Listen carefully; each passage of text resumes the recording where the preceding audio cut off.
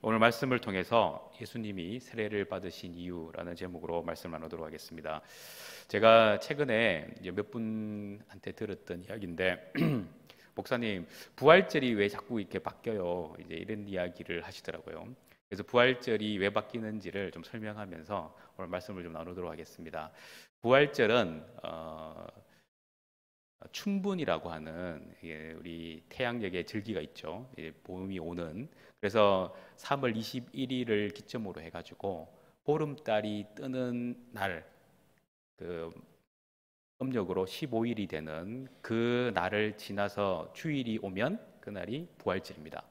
근데 혹시 15일 되는 그 보름달 뜨는 날이 주일이 되면 그 다음 주가 부활절이 됩니다. 그래서 부활절의 사순절 기간은 그 부활절 그 전날부터 시작해서 40일을 이렇게 쳐올라서 계산을 해서 40일을 보내고 부활절을 맞이하는 것. 그래서 사순절 기간, 부활절 이렇게 연속이 됩니다. 그래서 우리가 이 부활절이라고 한다면 바로 예수님이 십자가에 달려 죽으시고 부활하신 날을 기념하면서 이 고난 주간 생각하면서 이 부활절을 생각하는 게 이제 우리의 일반적인 상식이죠. 기독교 교리에서 가장 중요한 것 중에 하나도 예수님의 십자가의 죽음과 부활입니다. 그래서 이 두 가지의 굉장한 사건이 우리의 인생을 완전히 다르게 만들어간, 그리고 우리의 신앙의 판도를 바꾼 그런 사건이죠. 그런데 우리가 한번 생각해 보면 예수님의 이 부활의 사건, 특히 이 부활의 사건이 있기 전 십자가의 사건이 나타나기 위해서 예수님이 결단을 하시고 시작하신 삶이 뭐냐면 그것을 우리는 공생애라고 합니다. 예수님은 30살 되는 날까지 가정을 돌보시고 또 사적인 일에 집중하셨어요. 그래서 그 내용들은 성경에 등장하지 않습니다. 그러나 이제 30살이 되어서 예수님이 3년의 공생애를 시작하고 하나님의 뜻을 이루는 일들, 그 사역을 감당할 때에 그 모든 기록이 다 낱낱이 기록되어 있어요. 그 공생애의 가장 첫 번째 일이 무엇이냐면 오늘 우리가 읽었던 예수님이 세례를 받는 사건이었습니다. 우리가 한번 생각을 해보면 예수님이 이 세례를 받는다.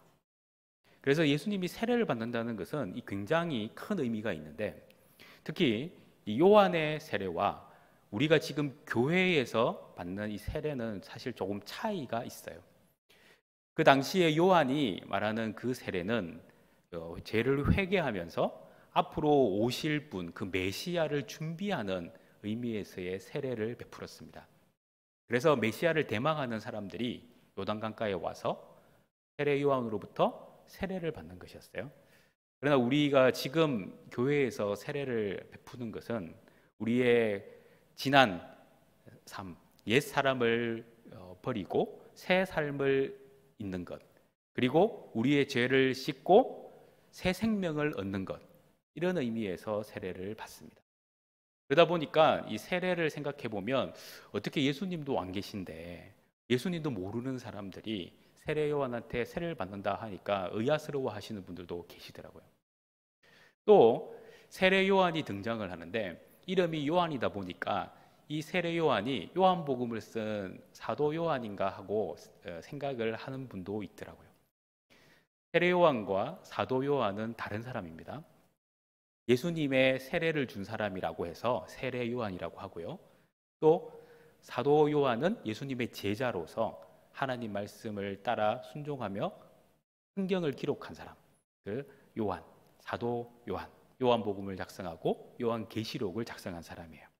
자, 이처럼 이 세례 요한으로부터 예수님이 세례를 받으셨는데 그 요한의 세례와 지금 우리가 베푸는 이 교회의 세례에는 중요한 공통점이 하나 등장을 합니다.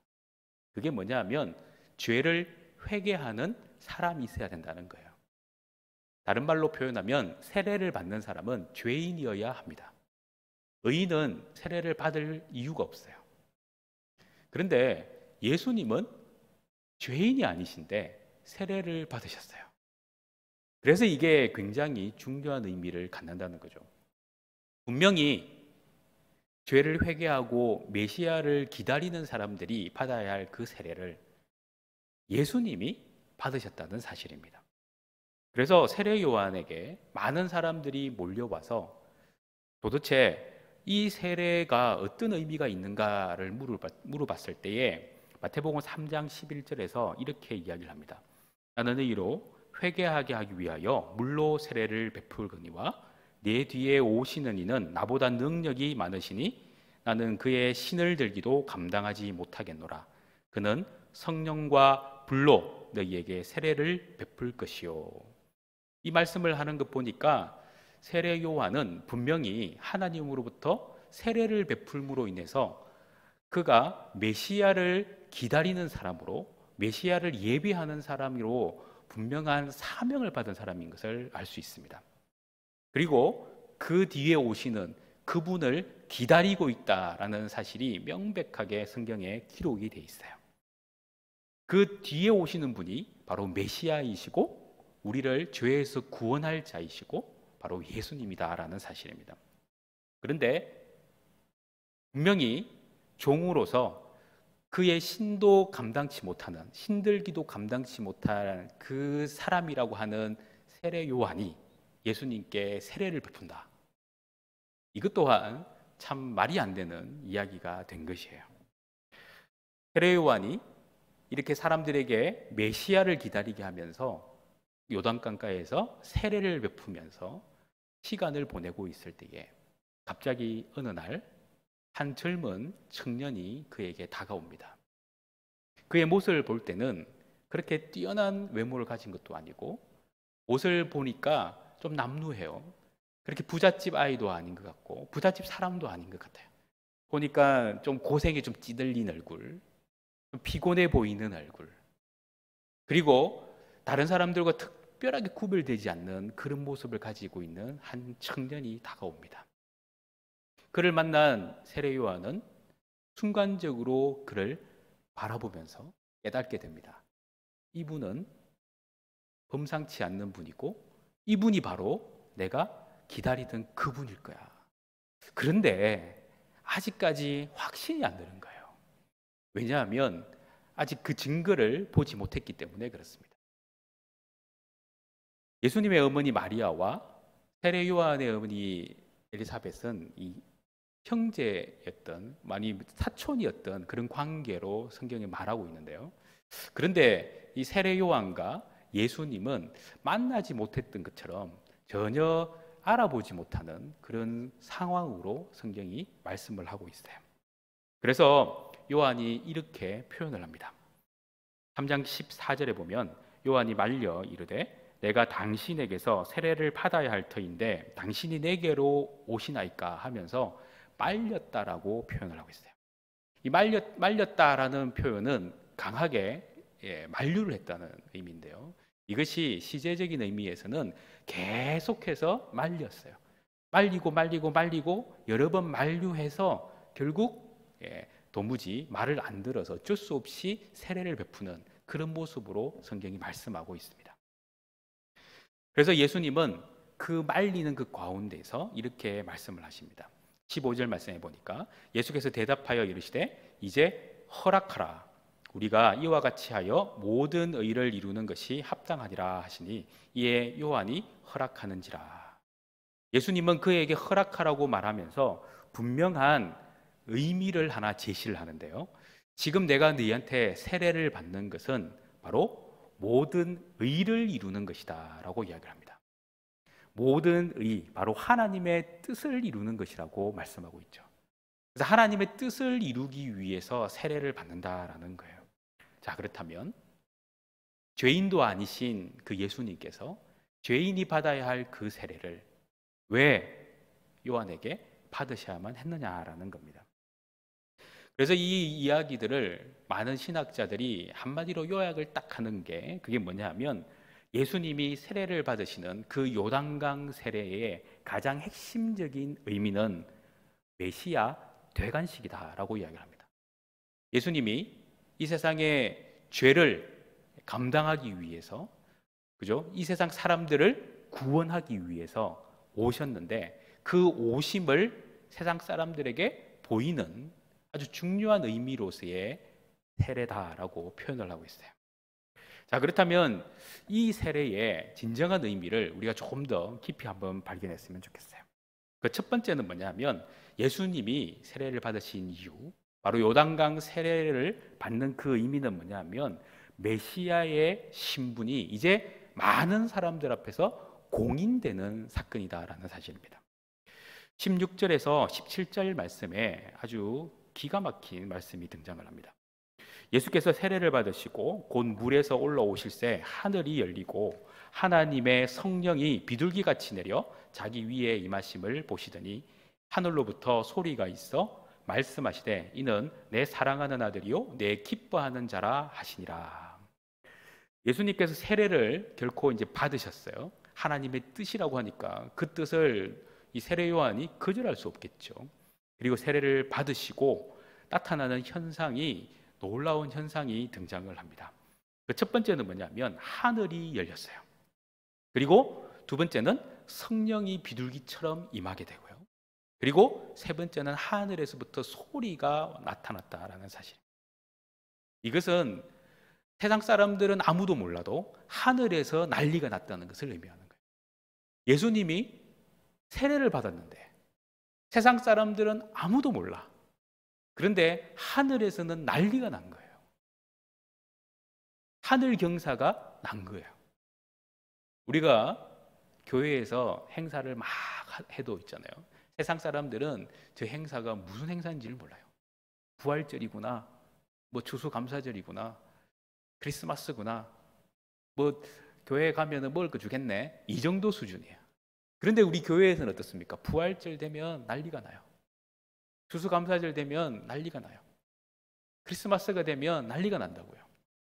바로 이러한 의미가 있는 것 같아요. 예수님이 세례를 받으시는데 세상 사람들은 아무 의미 없이 보지만 하늘에서는 난리가 나서 성령이 임하시고, 그죠? 그리고 하늘이 열리고 성령이 임하시고 또 소리가 나서 그 예수가 바로 메시아이심을 완벽하게 증거하고 계셨다는 사실입니다. 우리가 메시아라는 단어 여러분들 잘 아실 거예요. 메시아는 히브리 말이고 그리스도라는 것은 헬라어인데 이 두 단어가 똑같은 뜻이에요. 기름 부음을 받은 사람. 그래서 우리가 이 기름 부음을 받을 때에, 그죠?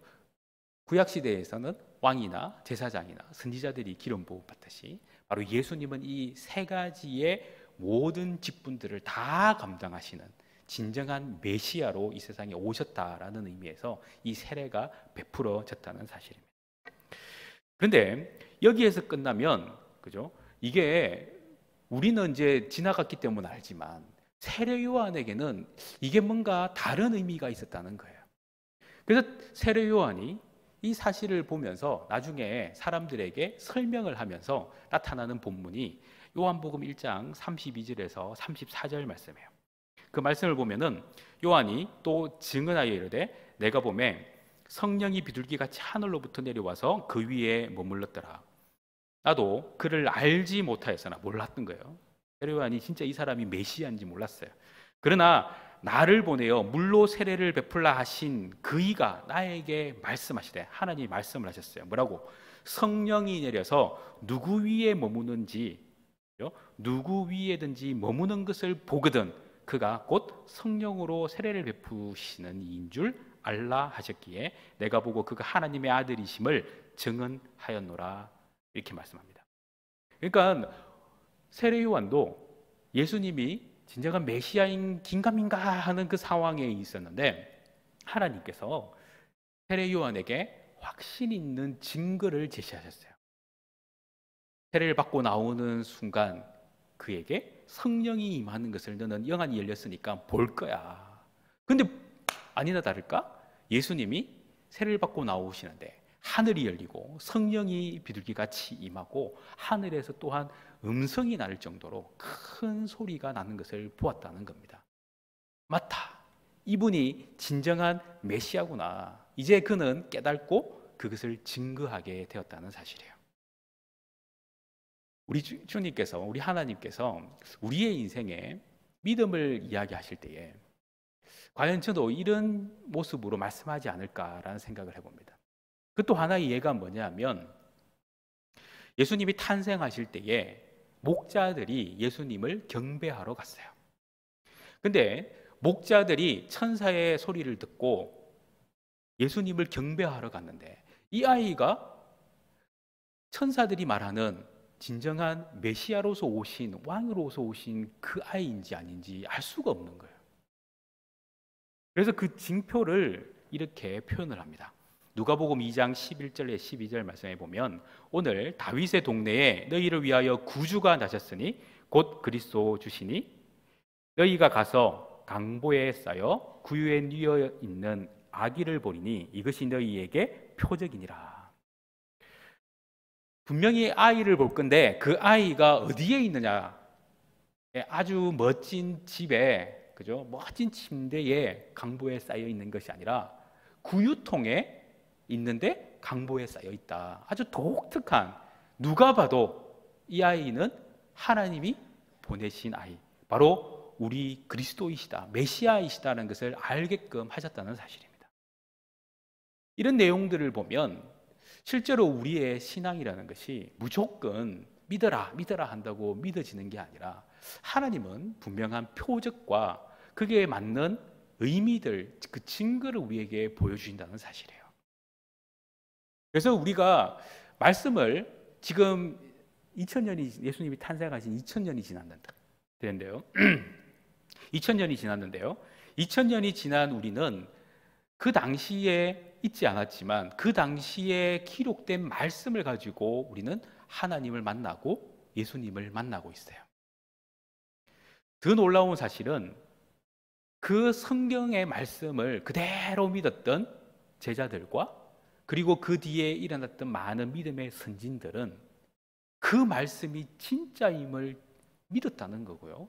그 믿음 때문에 엄청나고 많은 기적과 표적들이 나타났다는 사실입니다. 지금도 곳곳에 많은 분들이 간증을 하면서 하나님의 이야기, 그게 그냥 전설로만 들려지는 이야기가 아니라 실제의 사건임을 확신하고 그 확신을 통해서 나타나는 많은 일들이 일어났다고 간증을 한다는 거죠. 자, 그렇다면 우리는 어떤 삶을 살아야 할까요? 내가 예수 그리스도를 믿는다. 그렇다면 우리도 세례 요한처럼 이분이 바로 우리를 구원하실 메시아이십니다. 이분이 바로 우리의 인생을 새롭게 이끌어갈 진정한 메시아이십니다라는 선포를 과감하게 할 수 있어야 한다는 사실입니다. 그래서 세례 요한은 자기가 죽는 날까지 예수님이 그리스도이심을 선포하며 죽었어요. 제자들도 예수님을 부인하던 베드로는 거꾸로 십자가에 박혀 죽기까지 예수님이 그리스도이심을 증거했다는 겁니다. 예수님이 세례를 받으신 그 이유, 메시아이심을 보여주는 증거였어요. 그 증거를 우리가 알고 있다면 우리 또한 예수님이 메시아이심, 예수님이 그리스도이심을 세상 사람들에게 담대하게 알릴 수 있는 그런 성도들이 되기를 간절히 소망합니다.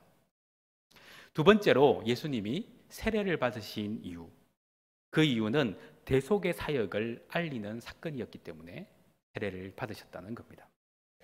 우리가 예수님이 죄가 없으신데 왜 세례를 받으실까? 그 이유는 예수님이 모든 사람들의 그 죄를 대신해서 세례를 받으셨다는 거예요. 그래서 예수님의 그 세례를 경험한 세례 요한이 예수님을 이렇게 표현합니다. 요한복음 1장 29절에 보면 이튿날 요한이 예수께서 자기에게 나아오심을 보고 이르되 보라, 세상 죄를 지고 가는 하나님의 어린 양이로다. 그가 깨달았어요. 이분이 죄가 있어서 세례를 받은 것이 아니라 예수님은 하나님의 어린 양으로 우리 인생의 모든 죄를 대신해서 우리를 위해서 세례를 받으셨다라는 사실입니다. 이제 우리의 인생은 예수님께 맡겨진 인생이라는 거예요. 옛날 구약 시대에는 짐승 제사를 드리지 않았습니까? 그래서 우리는 속죄 제사라고, 속죄 죄라고 이야기를 하잖아요. 흠없는 양이나 염소나 소를 가지고 와서 대신 안수를 해서 내 죄를 전가시켜서 그를 불태워서 번제로 하나님 앞에 드리는 제사. 그때에 나는 사라지고 나의 죄가 그 짐승에게 증가되어서 내 죄를 주님께서 용서해 주신다라는 의미에서 속죄 제사를 드렸습니다.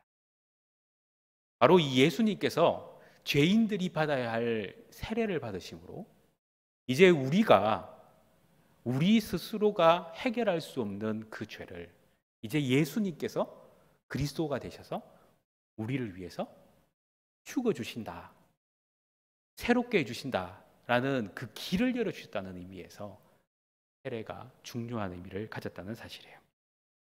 예수님은 인간의 죄값을 치르고 그리고 우리는 오직 믿음으로 그 예수님의 의를 가져올 수 있다는 거예요. 그게 바로 이신칭의. 그래서 우리는 예수님이 죄를 다 죄값을 치르셨기 때문에 우리는 믿음만 있으면, 우리는 더 이상 죄값을 치를 필요 없이 믿음만 있으면 하나님의 의를 입을 수 있는 놀라운 인생이 되어버렸다는 사실입니다. 꼭 왕자와 거지가 옷을 바꿔 입음으로 왕자가 거지가 되고 거지가 왕자가 되어버렸어요. 예수님은 우리와 옷을 바꿔 입으심으로 예수님은 진정한 죄인의 자리에 서게 되고 우리는 죄가 있으나 의인의 자리에 서게 되는 참 기현상이 벌어졌다는 겁니다. 그러나 이것은 하나님의 뜻이었어요. 오늘 우리가 신앙생활을 하면서 내가 죄를 짓고 하나님 앞에서 부끄러운 인생으로 살지라도 내 마음속에 믿음만 있으면 우리의 죄로 인해서 우리는 영벌을 받지 아니하고 하나님의 구원을 얻는 놀라운 인생이 되어버렸습니다. 그래서 우리가 사순절을 맞이하면서 하루하루를 좀 보내며 특히 부활절을 향해서 나아갈 때에 그리고 예수님이 나를 위해서 십자가에 달려 죽으심이 오직 나를 위해서인데, 나의 죄를 위해서인데 내가 이 죄 가운데 계속 있어야겠는가? 그것을 좀 인정하고 주님 앞에 항복하고 회개하는 저와 여러분이 되기를 간절히 소망합니다. 세 번째로 예수님이 세례를 받으신 이유, 그 이유는 그리스도인의 삶의 모델을 제시해 주셨다는 사실입니다. 예수님의 가장 핵심은 무엇입니까? 메시아이시고 하나님의 아들이셨어요. 세례 요한은 하늘에서 들리는 음성을 들었습니다. 그런데 예수님은 하나님의 아들이심에도 불구하고 이 세상에 종으로 오셔서 그죠? 죄인인 세례 요한에게 세례를 받으셨다는 거예요. 이것은 도무지 이해할 수 없는 일인데 그 이해할 수 없는 일을 자청하실 수 있는 것, 그게 바로 예수님의 삶이 우리에게 본이 된다는 거예요. 그러면 무엇이냐? 이 이야기를 사도 바울이 빌립보서 2장 5절에서 8절에 이렇게 설명합니다. 너희 안에 이 마음을 품으라. 곧 그리스도 예수의 마음이니 그는 근본 하나님의 본체시나 하나님과 동등됨을 취할 것으로 여기지 아니하시고 오히려 자기를 비워 종의 형체를 가지사 사람들과 같이 되셨고 사람의 모양으로 나타나사 자기를 낮추시고 죽기까지 복종하셨으니 곧 십자가에 죽으심이라. 우리가 품어야 될 마음이 그리스도의 예수의 마음인데 결국 그 마음은 무엇냐? 이 세상을 휘어잡는 권세자의 마음이 아니고요, 바로 이 세상에서 가장 낮은 자세로 섬기게 하는 겸손과 순종의 마음이다라는 겁니다. 그래서 예수님은 이 겸손과 순종의 마음에 바로 그 첫 시간, 공생애의 그 첫 시간에 세례 요한에게 머리를 조아리고 세례를 받으셨다는 거예요. 오늘 우리의 인생도 바로 그런 모습이 되어야 되지 않을까 생각을 해봅니다. 우리의 인생이 자꾸만 신앙생활을 하다 보니까 하나님의 자녀 하다 보니까 자꾸 고개가 빳빳해지기 시작해요. 그런데 하나님의 자녀인데 본질은 진노의 자녀잖아요. 우리의 본질이 변하지 않는 칸은 여전히 진노의 자녀인 거예요. 그래서 우리는 우리 자신을 서서 복종시키는 그런 노력들이 우리에게 필요하다는 사실입니다. 그래서 에베소 4장 15절에 이런 말씀이 있어요. 오직 사랑 안에서 참된 것을 하여 범사에 그에게까지 자랄지라. 그는 머리니 곧 그리스도라. 예수님을 닮아서 예수님까지 자라야 되는데 내가 머리가 아니라 예수님이 머리라는 거예요. 내가 아무리 잘나도 머리는 예수님이세요. 그래서 우리는 고개를 들면 안 되는 거예요. 내 고개 위에는 예수님이 계시기 때문에.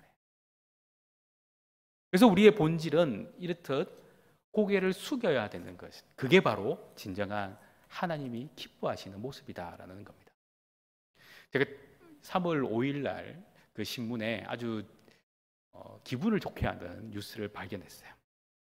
청주일보와 충북일보 이 두 그 신문에서 나타난 똑같은 기사인데요. 그게 뭐냐면 괴산 살이면 칭찬 릴레이였어요. 그 괴산의 살이면에 칭찬 릴레이를 하는데 그 1호가 누구냐? 사리교회 이기영 목사님이 선정을 된 거예요. 이 목사님이 왜 선정이 됐느냐 보니까 이 릴레이의 취지가 건강한 사회를 만드는데 존중과 배려가 있는 사람을 찾았는데 그 첫 번째 떠오르는 사람이 사리면 사리교회의 이기영 목사님이었다. 이 목사님은 코로나 때문에 종교시설 그 재난지원금을 받았는데 그 지원금을 몽땅 이제 이웃 돕기에 기부를 하고요. 그리고 그 주위에 뭐 북카페를 조성하는 데 아주 인력한 이 공을 세웠는 것 같아요. 근데 과연 이것 때문에 과연 이 칭찬 릴레이 1호가 됐겠습니까? 제가 생각할 때는 많은 일들을 하신 것 같아요. 사람들이 인정을 하는 거예요. 야, 우리 지역에서 넘버원이 누구지? 아, 그분은 바로 사리교회 목사님이야. 모든 사람이 인정할 만하니까 이게 1호가 되고요. 신문에 등장을 한 거예요. 저는 한번 생각을 해봅니다. 예수님이 우리를 대신해서 세례를 받으시고 우리의 죄를 위해서 모든 고난과 고초를 당하시고 십자가를 지셨는데 그 예수님이 바로 하나님의 칭찬 1호가 되고 세례 요한의 칭찬 1호가 되신 분이에요. 예수님이 잘나가지고 고개를 빳빳이 들고 이 세상을 호령하면서 세상 사람들 앞에 세상 사람들을 무릎 꿇게 하였으면 아마 그런 칭찬을 못 받았을지 몰라요. 우리를 한번 돌아보는 시간이 되었으면 좋겠어요. 과연 우리가 내 주위에 있는 내 이웃들로부터 칭찬 릴레이 1호가 될 수 있는가? 과연 내가 내 가까운 친척들한테서 칭찬 1호가 될 수 있는가? 그걸 한번 생각해 본다면 우리는 좀 한번 진지해져야 하지 않을까 생각해 봅니다. 예수님은 칭찬받기 위해서 이 세상에 오시지 않으셨어요. 그래서 고개를 숙이셨어요. 세례 요한에게 납작 엎드리셨어요. 그리고 세례를 받으셨어요. 오늘 우리도 주님께서 원하시는 삶, 그 삶을 위해서 엎드리는 인생이 되기를 간절히 소망합니다. 주가 기뻐하시는 인생, 바로 주님이 칭찬을 마음껏 날릴 수 있는 그런 인생, 바로 예수님 닮은 인생이 아닐까 생각해 봅니다. 여기 계신 우리 성도님들, 예수님을 진정으로 닮아가며 겸손하게 순종하는 신앙인으로 자리매김해서 주위의 많은 사람으로부터 칭찬 릴레이 1호가 되는 기염을 받는 여러분이 되기를 간절히 소망합니다.